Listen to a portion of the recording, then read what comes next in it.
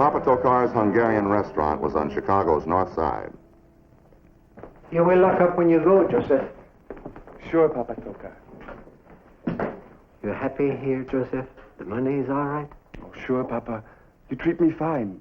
Me and my sister both. You still think of the old country, the revolution, the terror.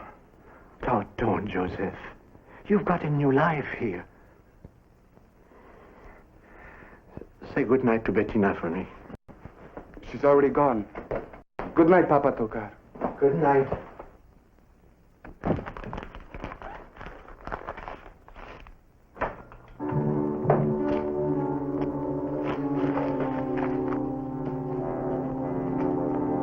Okay, Sandra, let's have it. You know you got paid tonight. I won't pay. You owe us for 2 weeks. That's $50. They told me at the union I didn't have to pay you so I can play here. So that's what they told you at the union.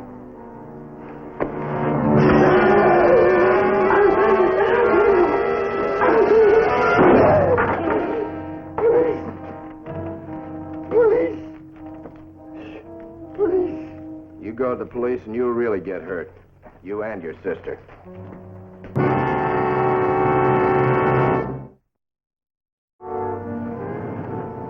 My name is Frank Ballinger, Detective Lieutenant, M Squad, a special detail of the Chicago Police. Joseph Sandor had to go to the hospital to get his hand treated.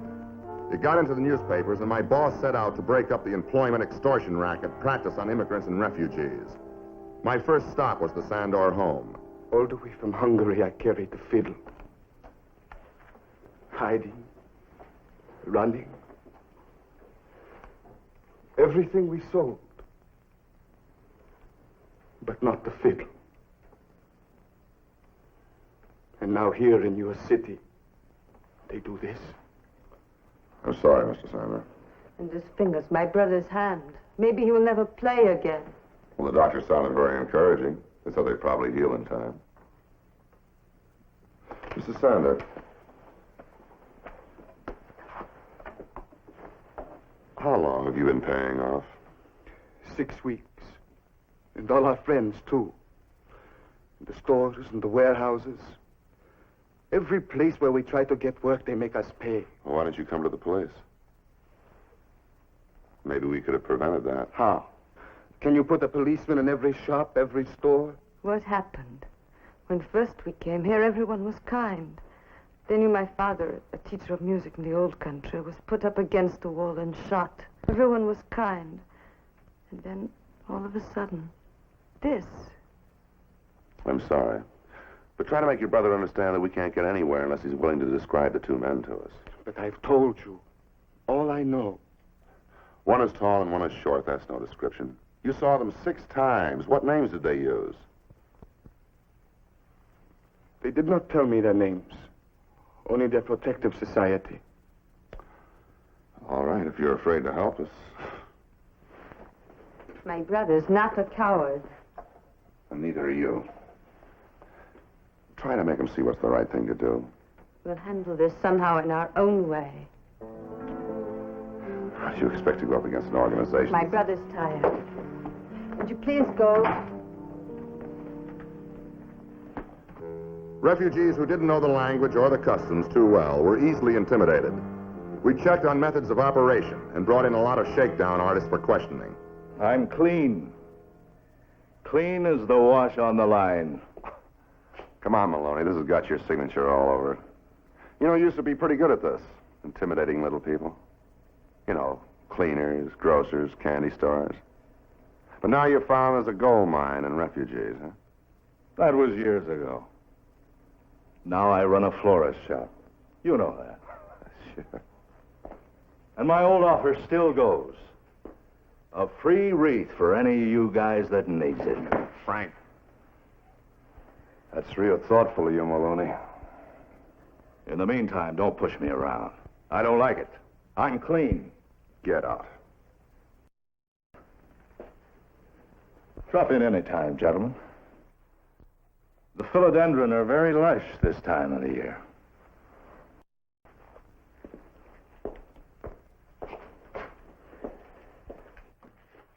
Building a big head of steam for yourself, Frank. You better watch it. You know, the refugees that got here are supposed to be the lucky ones. The 1 in 10 who made it. The others got hung on a barbed wire, drowned in the river, and were shot down running with children in their arms. Yeah, I saw the newsreel. Newsreels? These are people, not photographs. They bleed when they're hurt. And now that they got this far, they get squeezed at so many bucks a week. I know how you feel. No, you don't. I want whoever's behind this thing. Not just the collectors and the strong-arm men. But Charlie, who else you got out there? Okay, run Nevins in.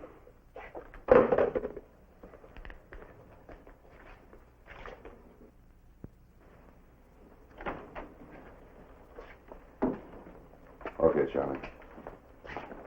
Hi, Artie. We hear you're back in the squeeze business. I'll save you the trouble of asking. Here? Yeah. Hi, Captain. You want to know where I was last night between 1:30 and 2 o'clock? You're not going to hang that Hungarian fiddle player on me. Okay, Artie. Make it good. I got suckered into a poker game. Lost $600, round figures. And I've got the 4 winners to prove it. That's what you wanted to know, wasn't it? Just tell me one thing, Artie. Where would you get $600? The horses. Big winner this week. Accepted cards. These 4 guys. I gave their name to the sergeant out at the desk. They'll testify for me.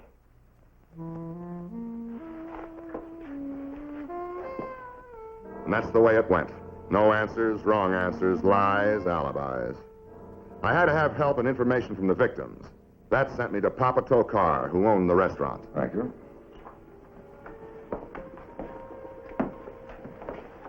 This is the kind of thing I'm used to, Lieutenant. To pay to be protected. How can I help myself? Business is good. Mr. Stocker was the best cook in Budapest. Our friends know it. They come here and bring new friends. I don't want a place blown up with or without customers in it. Mr. Toker, you're supposed to be the leader of this colony. It's up to you to set the example. There's not one reason in the world why you have to pay a cent to anybody. So they can break Mrs. Stocker's hand in 2. If you all got together and refused, we could lick them. But we have talked, but nothing comes of it. What about that violin player? He was one of you, wasn't he? Yes. Do you want that to happen to the others? Of course not. Why don't you let us alone? We don't want policemen. Don't you understand that? But you've been threatened. Yes. And that's why Joseph is afraid. For me. You've never been afraid, I suppose. Many times. And now that I know about you, I'm afraid again. Would you perhaps stay for dinner as my guest? Well, thank you very much, Mr. Tokar, but I've got a lot of things to do. Good night.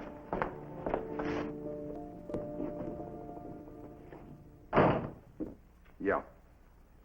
Mm-hmm. All right, stay with it.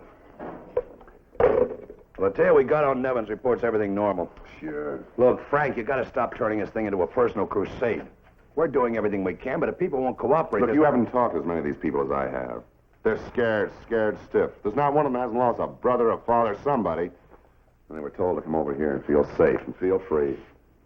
Well, I'll tell you one thing. They're not free and they're not safe. Well, they could be. You try to show them how, didn't you? Look, Captain, they're even afraid of us, the police.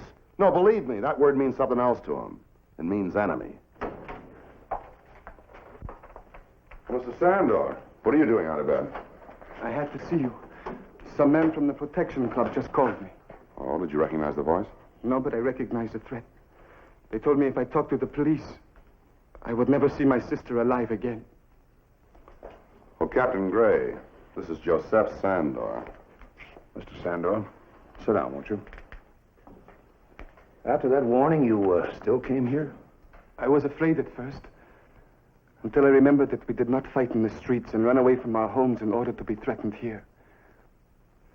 My sister, she thinks maybe you can help us. I write a description of the man who hurt me. Hey, that sounds like Artie Nevins. Yeah, it does. What are those cards? From my friends. The Protection Club says we must pay and join. This is so you can rent a store. And this to work in the docks or warehouses. Or to drive a truck or dig ditches or be a waiter. I think we better pick Nevins up again. Yeah. We have talked. Some of us are agreed. Even Papa Tokar. We will help you fight them. Tell me, Mr. Sandor, what made you change your mind? A man who is not ashamed to be afraid. We like such a man. Well, I better take you home. Thank you, sir. Thank you.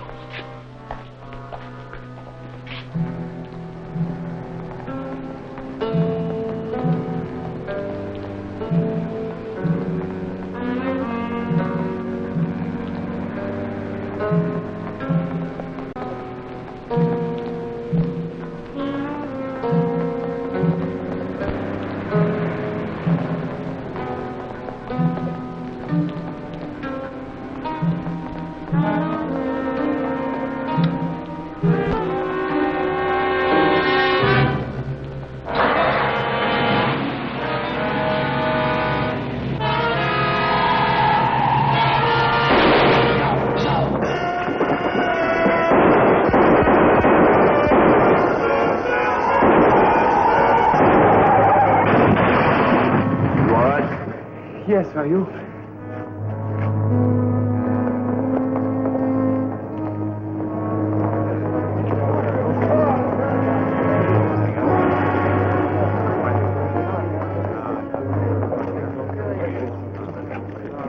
It's all right, Officer. Ballinger, M Squad.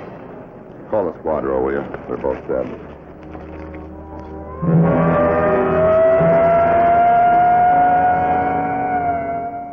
These crooks have much success until one of us decided he could not tolerate any more extortion. So they beat him up. And when that didn't work, they tried to kill him. That was to show the rest of you that they mean business. None of this would have happened if my brother had... Bettina. Father was a man of principle, too, and we buried him. Are we going to have to bury you, too? Be quiet, Bettina. You change your mind too much. I don't want any killing. I don't want anybody killed. There's a risk involved, of course. But not that much. You'll have police protection. Now, we've worked out a plan. But in order to make it work, I'll need the cooperation of every one of you here. We'll do everything we can. Now, my idea is that I will pretend to be one of you. You know, a distant relative. Move in with one of your families. Then get a job. And when I'm contacted, we'll take it from there. We have room. Joseph. I say we have room. And we have a cousin in California who has just written that he would like to come and stay with us. You could be him. He is big and strong, and he speaks very good English. All right. Well, that is if it's agreeable with your sister. All right, Lieutenant. You're welcome. I moved in with the Sandors, and with the cooperation of the refugee group, got myself a job as a warehouse loader. It was no picnic in the midsummer heat, but now I was the bait, all set up for the payday racketeers. I had to wait, stay in character, and be part of the refugee community. No telling who might be checking up on me, but this part wasn't hard. I looked forward to going back to the Sandor house every night. Who is it? Giannis. Bettina, how is my wonderful cousin tonight, eh? I'm very well, thank you. Oh, Joseph will be late, but I have dinner ready for you. Good, I am hungry. But it's nothing very elegant. Never eat elegant if you can help it. That's what I always say. But, you know, you're a pretty good cook, Bettina. Do you really mean it? Sure, I mean it. Well, so often people say things that they don't mean. Bettina, you are a wonderful cook. And I mean that. Hey, is that my shirt? Did you wash it? Uh-oh. I see you sewed a button on. It was nothing. Well, the way I live, they never get sewn on. Nobody takes care of you? Well, in a one-room apartment I live in, there's hardly room enough for me. Your breakfast? Well, I go out and get that, and then I have a cleaning lady come in, and she makes the bed, cleans up, all that. And sews the buttons on. No, she doesn't do that. Who? Well, I try to talk the laundry into it when I can remember.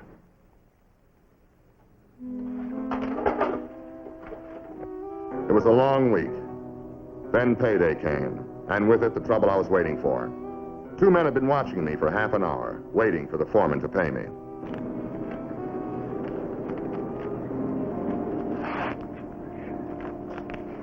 You Janice Molnar? That's right. It's me, Jonas Molnar. What you want? He speaks pretty good English for one of the guys from the old country, don't he? Oh, me been living in California, 3, 4 years. One more year I get the citizen, huh? Oh, that's great. Not everybody can be a citizen of the good old USA. That's right. And work with his countrymen in a nice, fine job like this, huh? Yeah, that's what we came to talk to you about. Fellas around here tell you about our protection? Yeah, but I don't think I need no protection. I can handle robbers. Now, wait a minute. Don't be too sure. Every payday, one of our boys will come around, look the setup over, make sure there's no one around to knock you off. Here's one of our cards. Nothing can happen to you now. How much does card cost? $20 A month? a week. That's a lot of money, huh? I don't think I need this card. It's better than you should lose it all. You heard what happened to the fiddle player. Yeah, that is bad. Very bad. Yeah, bad. He didn't think he needed protection. Well, what do you say? Okay, I guess I can ask. Good. We'll see you around next payday. I had it all set up to have the 2 racket collectors followed. Our main objective was the people behind them, the man or the men higher up. I gave the signal.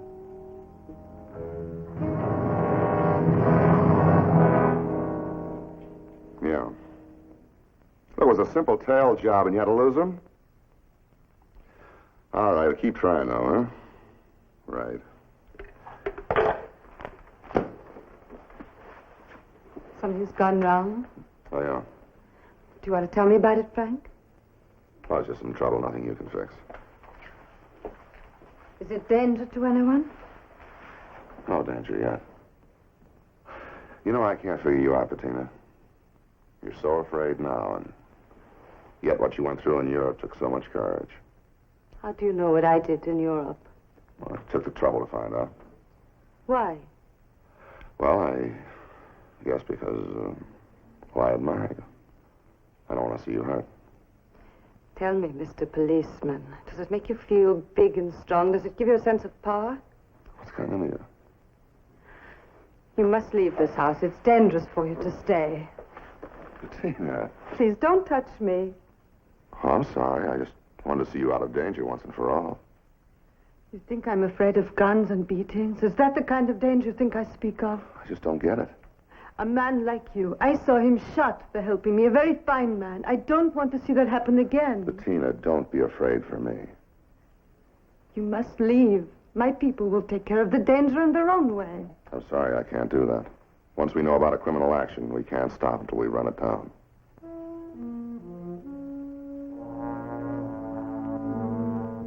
I didn't leave. I couldn't let Bettina break my cover. If I did, I'd have to start all over again to find the man behind the squeeze on the refugees. I sweated out a week on the job. Payday came around and the goons were right on time. Hi, Molnar. Oh, so you got paid. I'll collect the dues for our organization. No. Come on, hand it over. Look, I talked to the union. They tell me I no got to pay you. Now, you listen to me good. The streets of this town are mighty dangerous for guys that talk like you. Look, I got friends here. They don't pay you. We got organization all over Chicago. Nobody pay you no more. Our leaders say, fight. Well, Switch, looks like we got ourselves an agitator. A big mouth that ought to be taught a good lesson.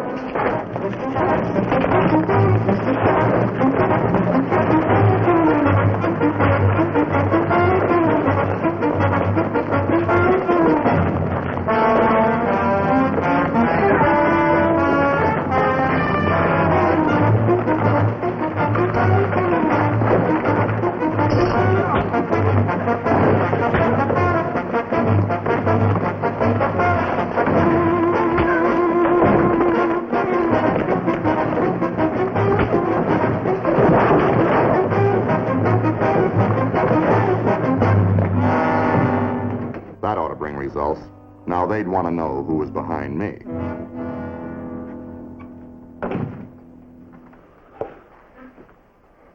He should have been home an hour ago. Maybe he's just working overtime. He would have told us or called. I think I better call Captain Gray. The car that was parked across the street with the policeman, it isn't there anymore.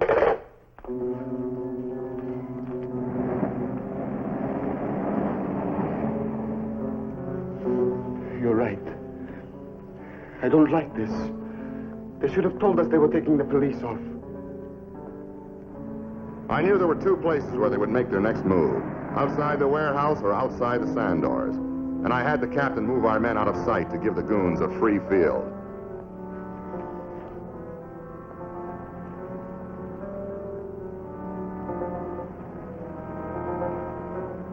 I was gambling, taking a chance they wanted me alive, and that they wouldn't gun me down. Just keep your hands right there.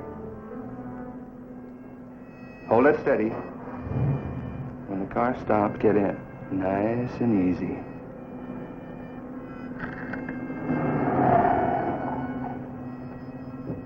Inside. Take the middle. We're gonna see you don't get too cold too soon.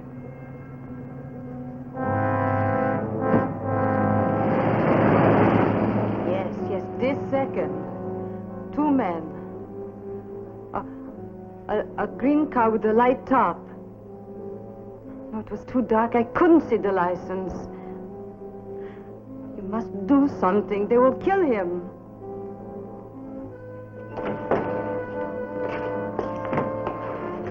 Why are you bringing me here? I pay you, I pay. Too late, Molnar. But you can save yourself a lot of pain by naming names. I'll handle it, Rocker. Hiya, Maloney. What did you bring him here for? But he's the one He's a cop. So what? He won't hurt us. Ballinger, I don't want to do this. Do we make a deal? Well, what for? Either I take you in for that attempted murder rap, or I got you on the shakedown. You're the one behind it. You and your goon here. He hasn't got us anyway. Can't you see this is a setup? A police car followed us here. Yeah? You expect me to fall for that one? Yeah?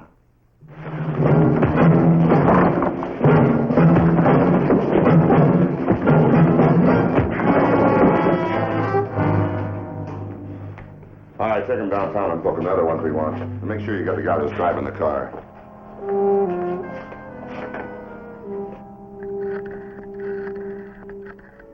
Please, it's Oh, on the house. please. Please, I Mr. would Gray not likes say- to play his own. Frank, way. we'd better go. You know you got to be in court in the morning. Oh, yeah. Well, Mr. Tolkar wanted to give us the dinner free, but I insisted on paying. You were absolutely right. Well, thanks a lot.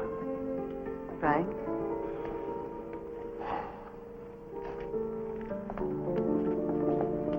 You're leaving? Yeah. We'll never be able to thank you enough for everything you've done for all of us.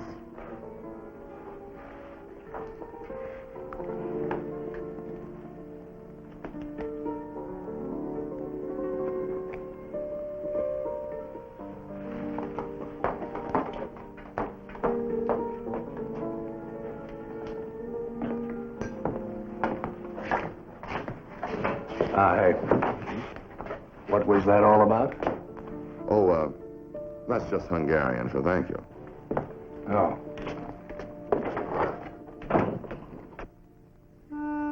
Joe Maloney's two goons turned state's evidence and got 5 years. Joe collected 20 years for extortion and attempted murder. My town is big and it's pretty crowded, but it always manages to find room for good people who want to live a decent life. Nobody's ever going to have to pay extra for living in Chicago if I can help it.